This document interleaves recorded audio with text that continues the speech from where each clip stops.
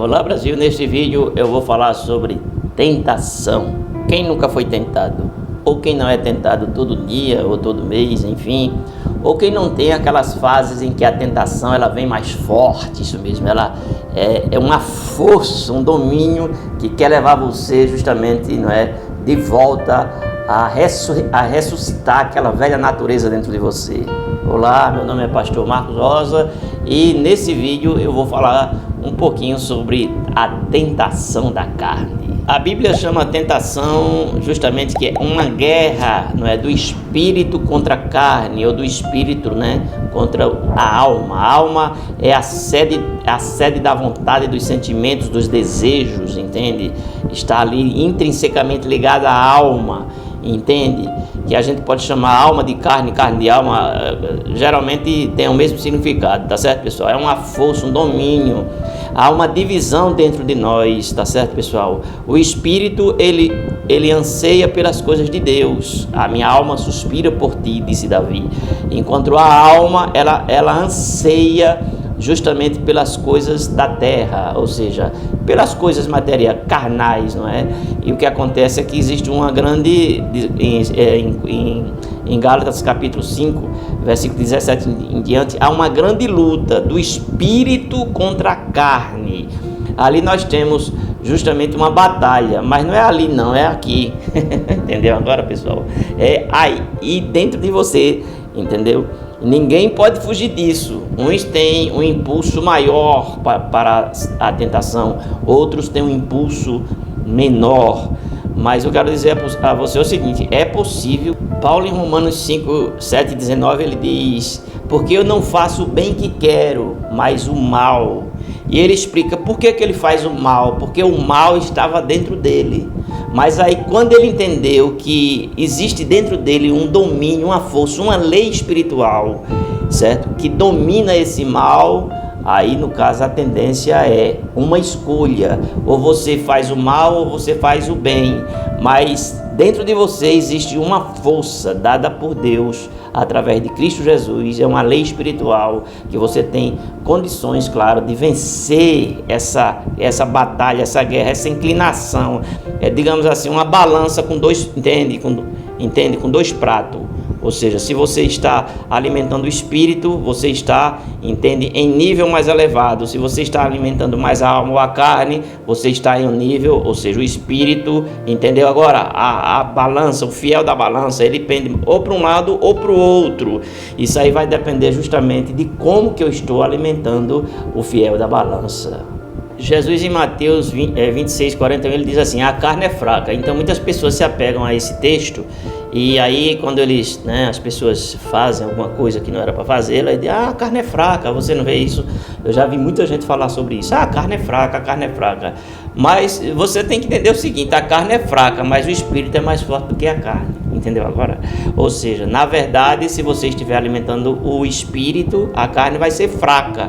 Entendeu agora o que eu estou querendo dizer? Agora, se Jesus tivesse dito assim, a carne é forte, ele estava querendo dizer, ele estaria dizendo o seguinte: olha, a carne é mais forte do que o espírito. Mas na verdade a carne não é mais forte do que o espírito, do que a vontade humana. Porque na tentação, pessoal, muitas pessoas confundem muitas coisas. Tem gente que acha que vai vencer a tentação só com oração. E não vence não. Não vence só com oração não. Você vence com atitude, você vence com decisões dentro de você, entende agora?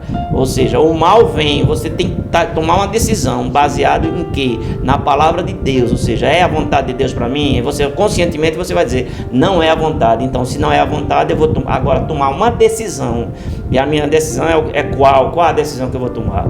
A decisão é: não, eu não vou fazer isso, porque isso não agrada a Deus. Você pode orar, quando você sair da oração, você vai se deparar ali na frente com uma situação constrangedora. Você vai se deparar com uma oportunidade que você talvez nunca teve na sua vida, para você justamente, como se diz assim, dar evasão à sua carne. Quando você saiu da oração e você se deparou ali, mas você não vigiou, você não entende agora o que eu estou querendo dizer? O que acontece é que, na verdade, a oração é importante. Não quero aqui dizer que não é, mas eu quero dizer que a oração para se vencer a tentação não é tudo não. Existem outras situações que você tem que considerar para que você, na verdade, você vença. você observa em Mateus 26, 41, Jesus diz assim: vigiai e orai, para que não entreis em tentação. É isso que ele quis dizer. Ou seja, na verdade, orai, vigiai e orai. Por que ele coloca primeiro vigiar, pessoal? Porque muitas vezes você não já viu aquela pessoa que ora tanto e no final não deu em nada, e você vê aquela outra pessoa que não ora quase nada, mas na verdade ela vigiou, entendeu? Chegou a oportunidade e ela não cedeu. Sabe por quê? Porque o vigiar, muitas vezes, faz mais efeito do que o orar. Por isso que Jesus disse: vigiai e orai. E aí Jesus complementa: o espírito está pronto, mas a carne é fraca. Ou seja, ele está dizendo aí, o espírito é mais forte, entende? A carne é fraca. Mas se o espírito estiver alimentado, claro, o espírito, ele justamente não vai ser dominado por essa força que existe dentro de nós, né? Ou seja, a carne, ela será subjugada, digamos assim, entende? Pela sua decisão. Ou seja, você vigiou, você orou, e você procura fugir da tentação, de ambientes que levam você a ser tentado, por exemplo, né? Que as pessoas acham muito difícil, acham que são super-homens, super-mulheres, e para muitas pessoas elas acham até que não existe aquela força, não existe aquela tentação, não existe aquela situação envolvente na sua vida, e quando ele vai ver, aí o que acontece, ele já está envolvido. A ideia que Jesus passa aqui de vigiar é de um soldado atento, um soldado que está olhando para todos os lados, vigilante, atento e apto a atacar ou a se defender. Entendeu o que eu estou querendo dizer? Então, quando ele fala dessa questão de vigiar, ele tá justamente usando essa linguagem, como se fosse de um militar, fosse de um soldado, alguém que esteja atento realmente, ali vigiando mesmo, olhando, entende? Que é para justamente se abster de um ataque, do mal, coisa assim desse. E isso tudo é aplicado, claro, à vida espiritual da gente. Em 1 Coríntios 10 e 13 diz assim: não vos sobreveio tentação que não fosse humana, mas Deus é fiel e não permitirá que sejais tentados além das vossas forças. Pelo contrário, juntamente com a tentação, vos proverá livramento, de sorte que a possais suportar. Ou seja, a palavra aí diz o seguinte, que nós temos condições de suportar todas e quaisquer tentações que possa sobrevir sobre nós, porque o próprio Deus está dizendo aí que não veio tentação sobre você que não fosse uma tentação humana, e Deus, ele é fiel e justo para justamente, fazer com que você suporte aquela tentação, e ele não lhe permite que seja além das suas forças. Ele é tudo calculado, é tudo dentro do limite, e Deus sabe de todas as coisas. Aí a pergunta que eu faço é: por que muitas pessoas são tentadas e terminam se afastando de Deus, se terminam pecando, transgredindo, terminam fazendo coisas que não devem, e etc, etc, etc. Por quê? Porque a pessoa não confiou em Deus, ela não se apegou a Deus naquela hora, ela não buscou a Deus naquele momento, e a partir de então ela se tornou uma presa ela se tornou frágil, se tornou uma presa fácil, e o que acontece é que, infelizmente, ela cede à tentação. Ser tentado não é pecado, porque todos nós somos tentados. O pecado é quando você cede, consuma a tentação, é quando você realmente se dá por vencido por aquela situação, entende?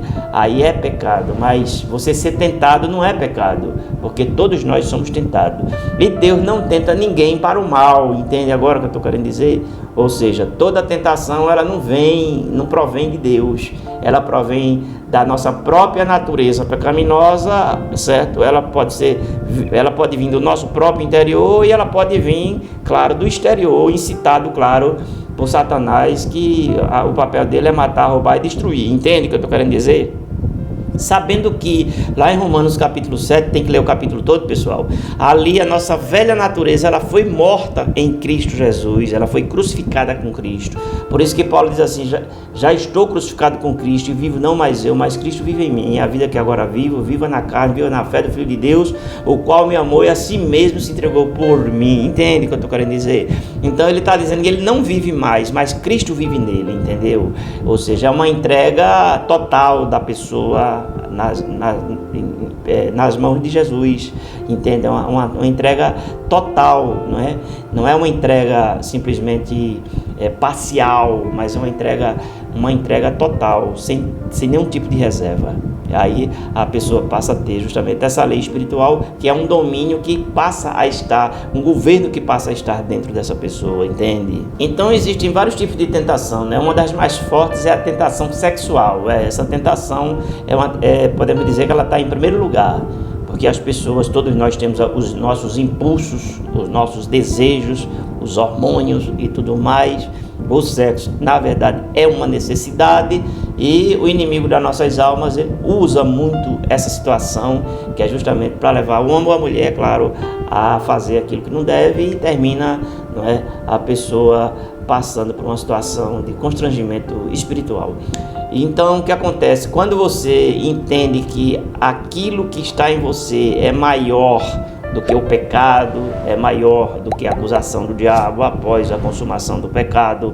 Quando você entende isso, se você teve essa experiência, digamos, negativa, você tem, claro, a oportunidade de se levantar, ser restaurado, ser transformado, de ser liberto e de não voltar mais a praticar aquilo, claro, que desagradou a Deus e entristeceu, claro, a você, porque todos aqueles que têm o Espírito Santo, ao pecar ou ser tentado e seduzido e ceder à tentação, eles passam por uma tristeza profunda na sua alma e um vazio terrível.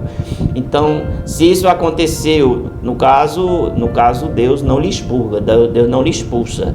Não, você tem um caminho, que é o caminho do arrependimento. O sangue de Jesus Cristo nos purifica de todo o pecado, Então, a consciência de quem você é e a consciência, da sua identidade espiritual é que vai levar você a viver uma vida de triunfo, uma vida de vitória, uma vida, claro, na presença de Deus.